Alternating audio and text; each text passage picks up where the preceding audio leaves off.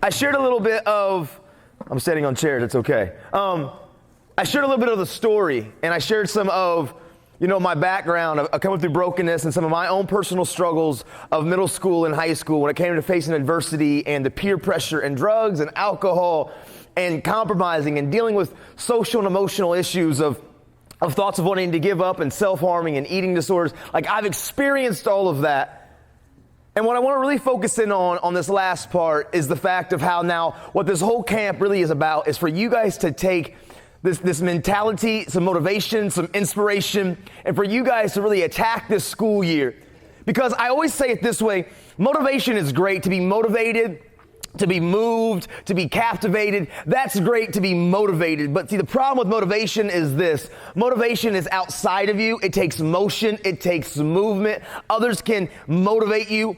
But at the end of the day, when you're facing adversity and you're facing challenges, eventually all the moving pieces can slow down. When you're out there and you're inspired or when you're motivated and you want to attack some task or some obstacle, right? You can be on fire for it and want to go, but then the winds of life and the resistance and the struggles can blow. And if you're only being motivated, and motivation takes you kind of feeding off others, eventually you're going to slow down.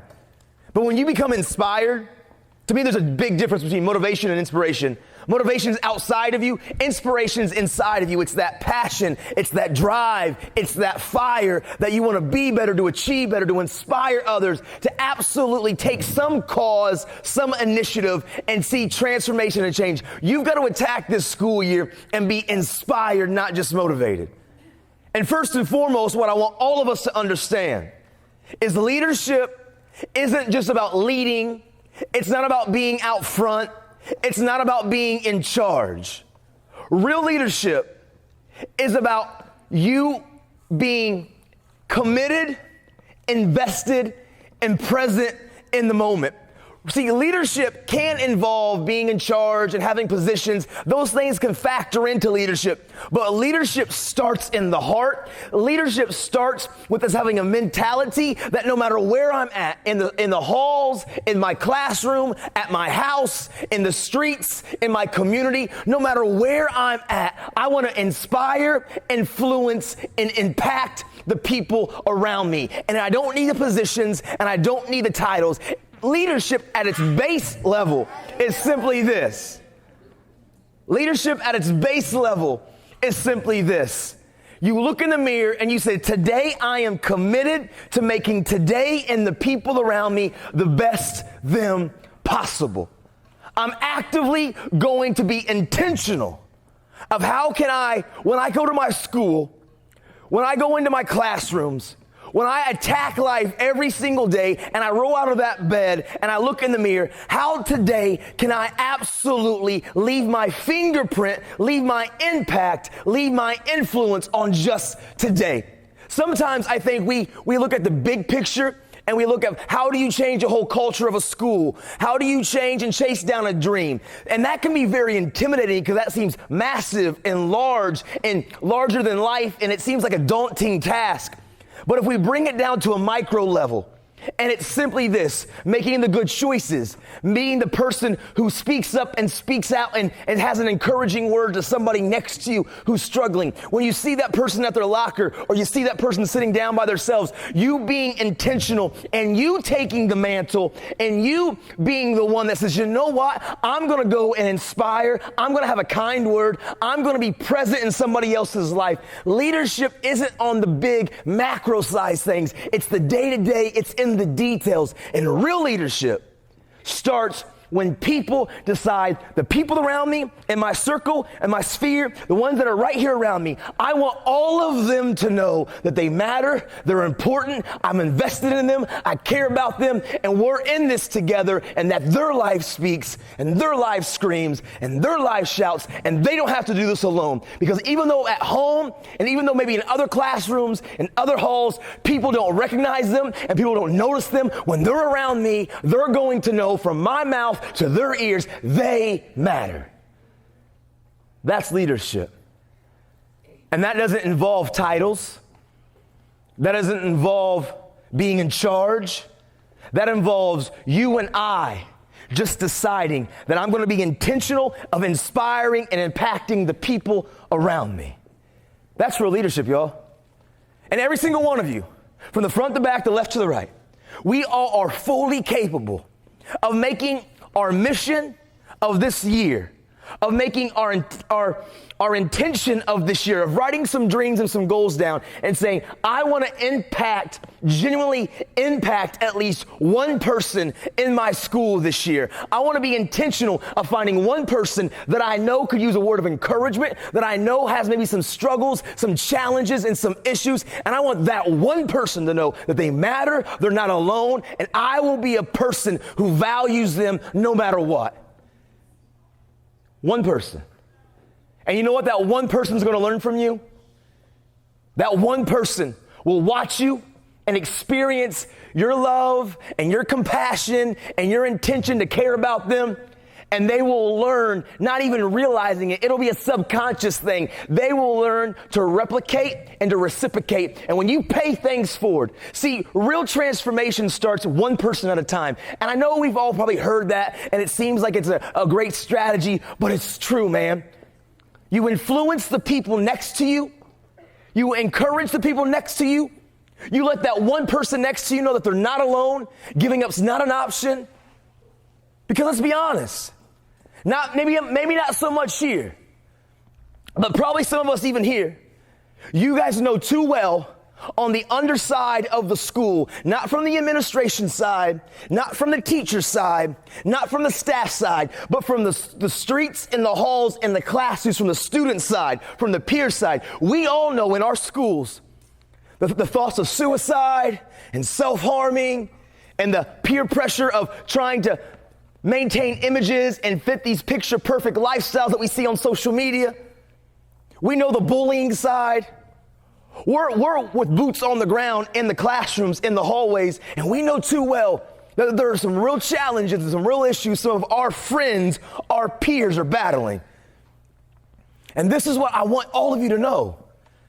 Every one of you are fully equipped and able to play an instrumental role in that person's life of helping them overcome, persevere, and push through. How? By making people matter.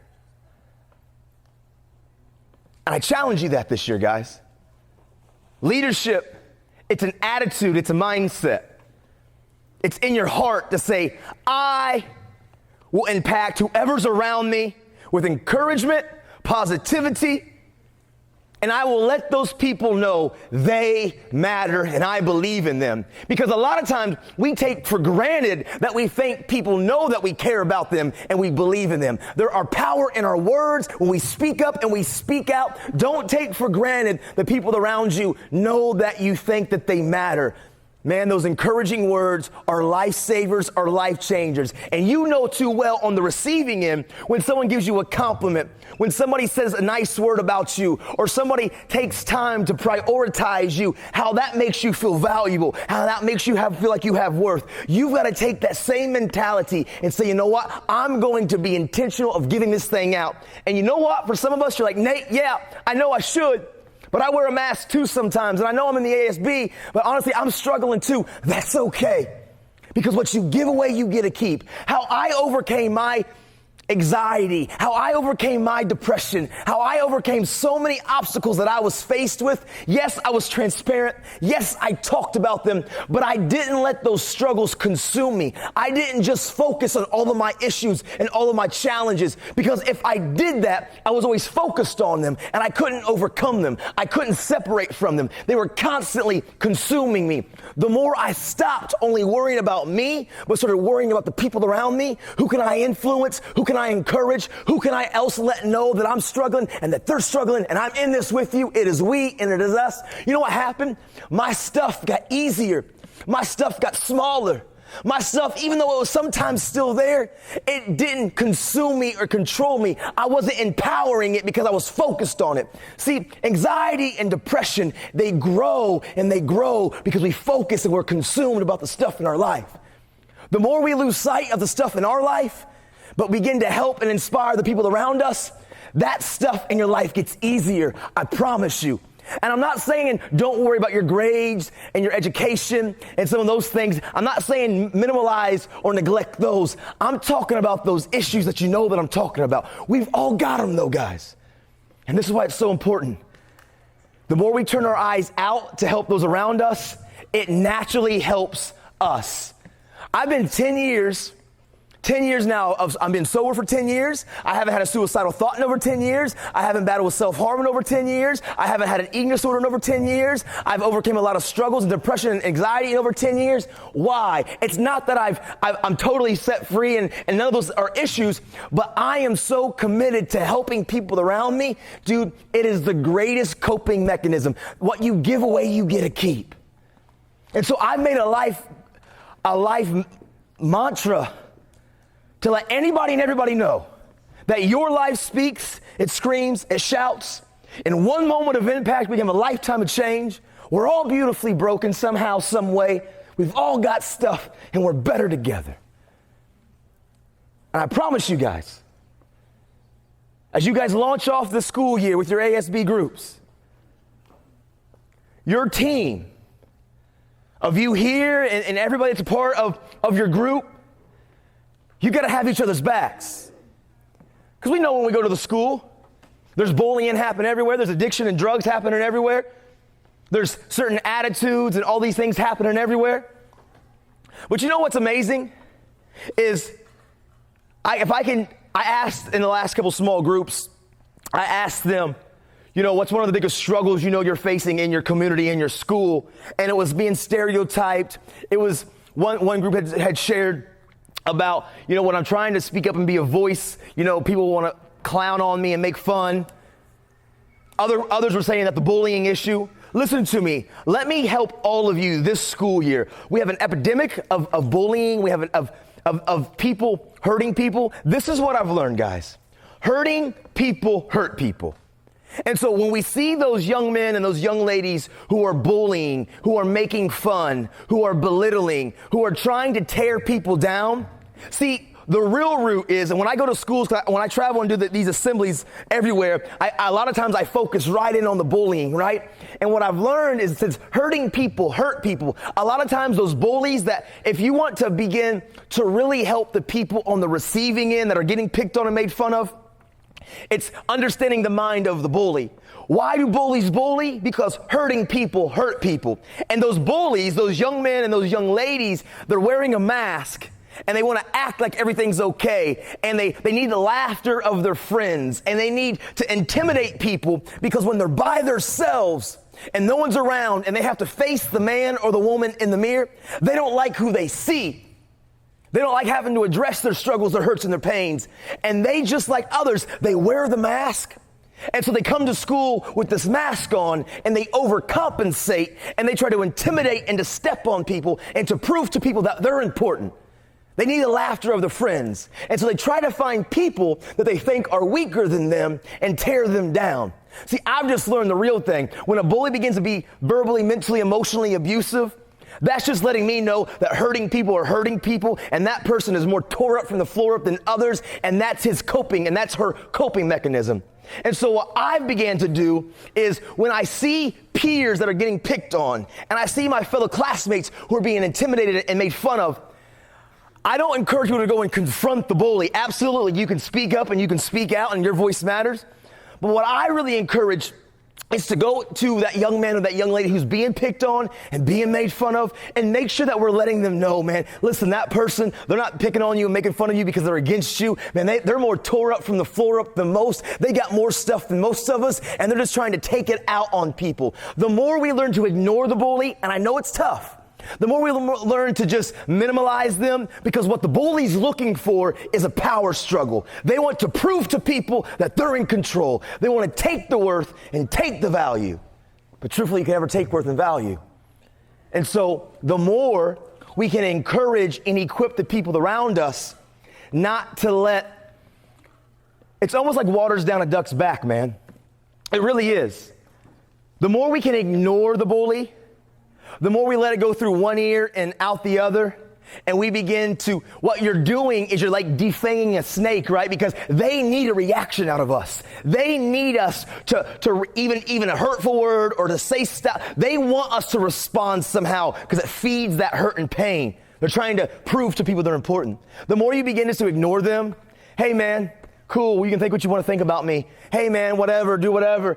I promise you, they're going to go from that person and they're going to go try to find another person, because it's not that they don't like that person. They're needing the response to feed their hurt and their pains. And so what I've learned to do is try to encourage people just to ignore the bully. Does it make it right that they're picking on us? Nope. Does it justify it? Nope. But here's what I've learned is the more we begin to not feed into them and give them the power over us and to give them the influence and the intimidation over us, I promise you they will go to and fro trying to find somebody that they can get that from. So the more we learn just to ignore them, and honestly, man, I feel bad for the bully these days. I encounter a bunch of them. I'm like, yeah, man, I hear all your hurtful words when you're saying that to me. I get it. I understand. But honestly, it doesn't carry any weight because I know who I am and your words don't matter. And I can just tell now that today you're more broken and torn from the floor than I ever will be. Huh? Yeah. Dude, it confuses the heck out of them because it's the truth. Hurting people hurt people. And so that's why it's so important for us to inspire people to take off their mask. You see, in our schools, if I could give you a little bit of insight from the hundreds of thousands of students that I've stood in front of, we have an epidemic of bullying, suicide, self-harm. And what I've realized is a lot of reason why some of us go to that is when we wear the mask and we're not talking about our stuff, that pressure comes out in different ways. Some of us, we think about giving up because nobody cares about us. Others of us turn to self-harming. Some of us go to hurting people, but they all come from the same place. Behind the mask, there's hurting young men and young ladies. So what we can do as an ASB community, when you see students, your friends, your peers, who are battling with those issues, who are struggling with those mentalities, your best way and your best tool is to begin to encourage them and to build a relationship with them where they can begin to talk about their hurts and their pains. They need to find it's okay to take off their mask. And what I've really learned is when I take off my mask, it helps others take off their mask. I get asked by parents all the time when I do staff and community nights with parents, Nathan, I hear you talking about the mask and I get it, absolutely. How do I get them to take off their mask? And I look at every parent and I'm always like, because I take my mask off first. I'm real and I'm raw, and real knows real. And when I'm talking with young men and young ladies about all of my stuff and all of my junk and all of my hurts and all of my pains, it totally desensitizes it and it totally takes the weapons of defense of like not opening up. And so I get a lot of people who are willing to talk to me about their stuff because I first talked about my stuff. There is beauty in our brokenness, and it helps the people around us. And so I'm not embarrassed, I'm not shy, and I'm not afraid of not talking about my stuff. I just talk about it. Now I use wisdom. I don't just go tell everybody and anybody everything. But man, when I see people in my school that I know are battling, I'm not afraid of being honest with them to let them know that I'm battling too. Because honestly, you're giving them a way to begin to decompress all those social and emotional hurts. Leadership isn't about being in position. It's not about being in charge. Leadership at its base level is being invested, being committed, and being present in the people around you, and being willing to let them know that you're in the game with them. And what happens, they will begin to follow your example because we are influencing people at all times in all areas. It isn't only the leaders that influence people. We influence people by just what we do. Our lives speak.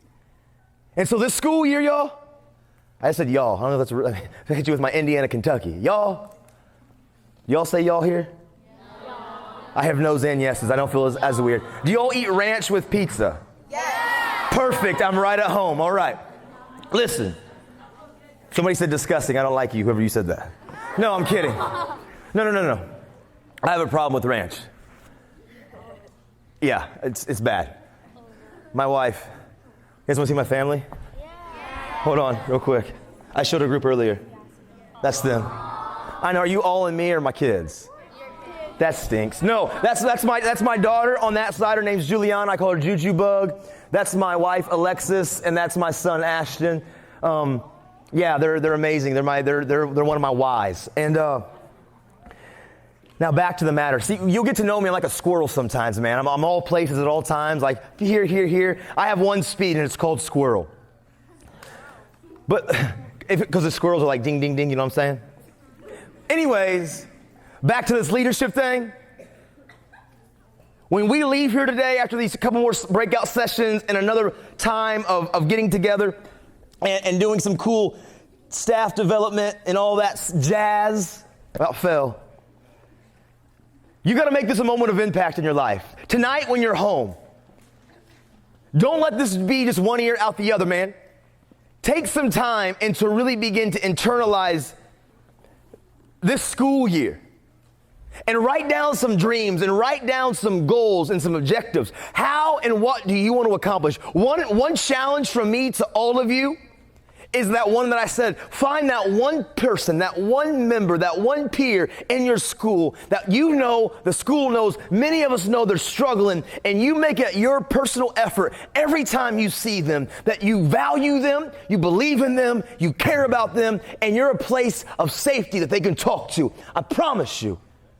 That will change a school faster than you know how. Because when we start caring about each other, caring is contagious.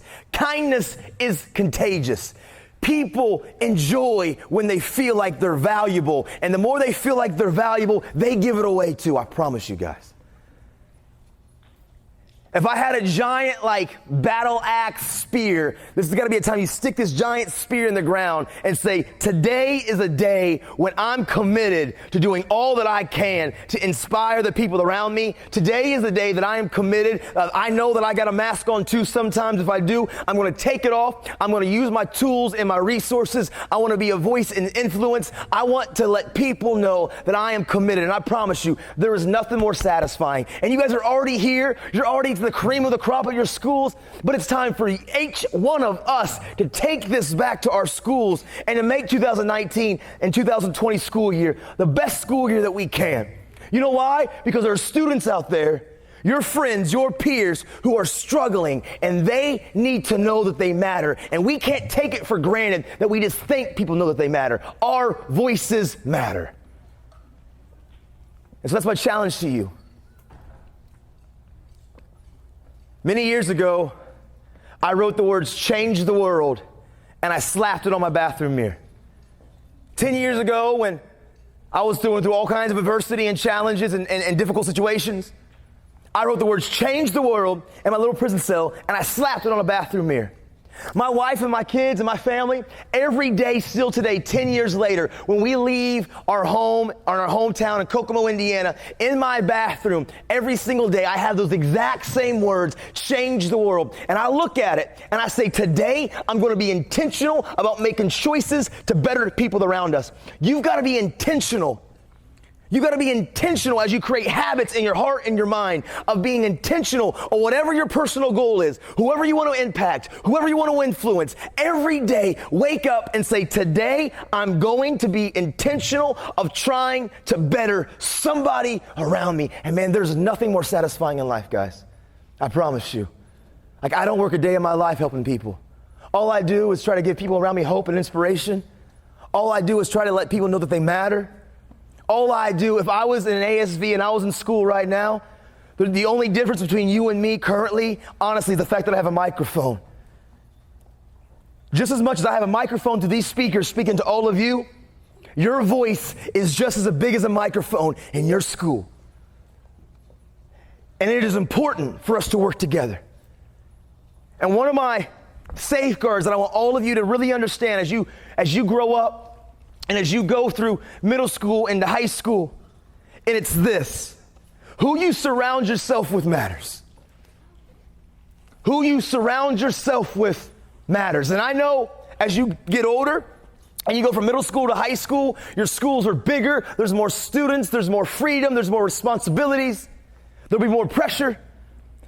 One of my biggest mistakes that I made from middle school to high school, when I was a straight A student and I got to high school and my grades floundered and I ended up failing out of school and all my stuff happened. Biggest mistake I made is I compromised the friends around me. I gave up real friends who valued me and cared about me and were invested in me. And I walked away from those friends and I began to surround myself with people that I thought were going to give me the image or the popularity. I was so consumed about what all of you thought about me. You never have to compromise yourself, guys. And there is strength in numbers. When you have those real friends around you that care about you, believe in you, and are invested in you, don't minimalize them. Cherish them. Value them. Because as you go from middle school to high school, man, that world and all the influences and all the negativity and all the dangers of just the different choices that can hurt and hinder and rob us of our destiny, they're going to come out, it's like darts. But the more we're together, the more we have people in that group mentality, it's harder for us to fail. You know, I love watching with my kids. Every night, my little daughter, Juju Bug, right, Juliana, she says, Daddy, I'm brushing my teeth and we watch animals, because we always watch the National Geographic and all these crazy documentaries. And she loves watching lions and wildebeest and zebras. And what's amazing is you know, those lions, they stalk their prey and then they begin to scare and to spook. And their whole mission is to get one baby or one weakling or one wildebeest or one zebra off by itself, out beyond from the herd, so they can pick it off. And I promise you, all these negative lifestyles and these habits and these things that we've got to wade through, they're just like those lions, man. They constantly come out wave after wave, trying to get us to compromise and to walk away from the support group. Your support group of friends matter. There's strength in numbers. I've been out there and I've gave up good friends and I've compromised myself, and I promise you, it ends in nothing but brokenness, hurt, and despair. Value the people around you. I need one volunteer real quick. Yep, come here. Come here. Stand right here. Now listen. You're a student. You're going through life. Man, you're trying to wade the waters of choices and you're getting your license eventually and your curfew's going to get later and you have all these like schoolwork, maybe a job, but also now there's parties, there's all kinds of these things, and there's other people around you that are going to be influencing you. And it's really easy if you're by yourself because you're wearing your mask and you're not talking about your hurts and your pains and your struggles, and nobody knows about some of your challenges and your issues, and you begin to kind of compromise yourself. It's real easy for me to influence you and it's to take you where I need to take you, right? It's real easy. Come here again. I mean, stand sturdy, right? Stand sturdy. But it's really easy. I don't care how tough you think you are. I can just keep pushing you over. I need 5 more though. Come up here. Yep, right here. Boom, boom, boom. Yep, you too. Come on. Yep. Okay. Now come up here. Get behind her, guys. Get behind. No, over here. Put your arms on her shoulders. Over here. Embrace her, right? Like, come here. Yep. Don't let me move her. Like, you're heard, right? Now, you're going to push back. I'm coming to push.